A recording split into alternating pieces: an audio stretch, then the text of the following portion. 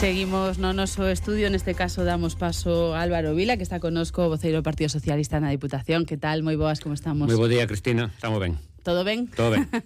Bueno, imos a falar desa rolda de prensa que tuvo lugar esta mesma mañá para explicar esa situación do obradoiro de emprego que iba a sair de maneira conxunta adiante entre os concellos de Toén, Taboadela, eres residor, evidentemente, para o que non o sepa, eu penso que sí, desta localidade, e Barbadas, non? Sí, no, máis que nada para aclarar unha desinformación que se está producindo desde o... Que o que aconteceu, sí. Sí, unha desinformación que se está transmitindo desde o Concello de Barbadas, concretamente do seu alcalde, donde quere mostrar, digamos, que Taboadela non cumpliu os plazos da presentación da conta xeral. A conta xeral, Taboadela a presentou o 21 do 11 de 2025, ya base do obradoiro, o que piden é que se haya entregado a conta xeral antes de presentación do obradoiro. O obradoiro preséntase un mes e 5 días despois, é dicir, o Taboadela presentou a súa documentación un mes e 5 días antes do requisito do obradoiro. Entonces, bueno, ante esa desinformación que se quere crear, pois quixemos aclarar esa situación, ca documentación toda que facilitamos aos periodistas na roda de prensa, para deixar dunha vez claro a situación e que non se siga desinformando a xente como se está facendo.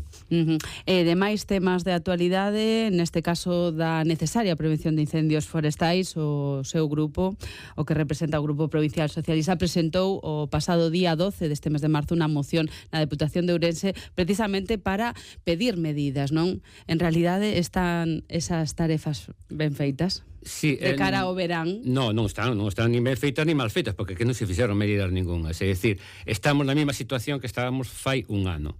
Si fai un ano nos colleu, digamos, esta vaga de lumes tan importante na provincia de Ourense, despois da vaga de lumes no mes de agosto se fixeron declaracións grandilocuentes de que se iban a actuar sobre o medio natural, e a día de hoxe non se fixa absolutamente nada. É dicir, a capacidade de resposta da limpeza, digamos, das frases secundarias e dos núcleos sigue correspondendo aos concellos. A Xunta fai caso ao omiso da mesma, pero non temos legislación que nos ampare para facer esa limpeza das frases secundarias que corresponde aos propietarios, pero para obligalos a executala. E, por suposto, tampouco dentro dos núcleos rurales. Entón, o que lle pedimos á Xunta de Galicia é que actuase.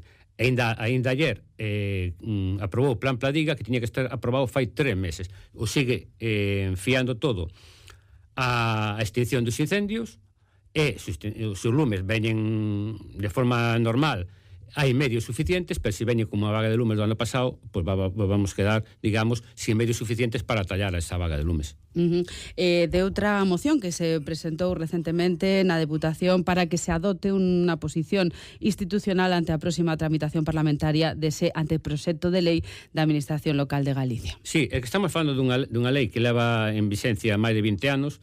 A Xunta de Galicia estuvo 2 anos para tramitar este anteproxecto de lei, e, sin embargo, só nos deron 15 días ás institucións para facer as alegacións oportunas. Eu creo que é un tema de máxima importancia para os concellos e para a Diputación, e por iso queremos que se abra un debate na Diputación, porque a Xunta de Galicia incide moito nas competencias novas para os concellos, para a Diputación, pero non así na financiación. É dicir, nós queremos que eses servicios que temos que afrontar os concellos e as diputacións se financien correspondentemente por a Xunta de Galicia, e que se actualice, por suposto, o Fondo de Cooperación Local, que leva do ano 2009 sin actualizarse. Entonces queremos que se abra ese debate, lógicamente. Sí, por último, tamén me gustaría saber, bueno, pues que aí está, non, esa problemática coa recuperación de frecuencias do AVE na estación da Gudiña. Bueno, era problemática. Ahora parece sí, que todo se vai solventar, ahora, ¿no? Bueno, despois do anuncio de ayer, nos viñamos tendo conversas últimamente que indicaban ese resultado, pero sí, ya se anunciou, digamos, que se volven a recuperar esa frecuencia matinal e a última hora da tarde. É dicir, a reivindicación que facían os veciños, os alcaldes e a plataforma, de que se tuveran unha frecuencia para a primeira hora da mañá e a última hora da tarde para ir e volver da capital, tanto de Madrid como para Santiago e Vigo, pois eso se recupera. Entonces, bueno, nos totalmente satisfeitos por o traballo. Foi un traballo inxente de todas as administracións, digamos, do partido, tanto a nivel local, como autonómico, como nacional, e finalmente, bueno, pues tomamos esa boa nova ayer para dar esa satisfacción e unha reivindicación xusta desa demanda que tiñan os veciños da Era comarca. moi preciso, non? Tomar medidas. Totalmente, indudablemente.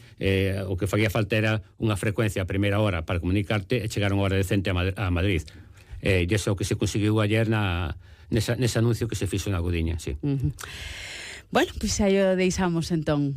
Con bo sabor de boca, entón. Sí, moi bo sabor de boca, sí, totalmente. Veña, Sí, pois traballo así, ben feito, ben parece. así mellor. Pois moi ben. Álvaro, moitas gracias, A como ti, sempre. Cristina, un saludo. Por esta conversa.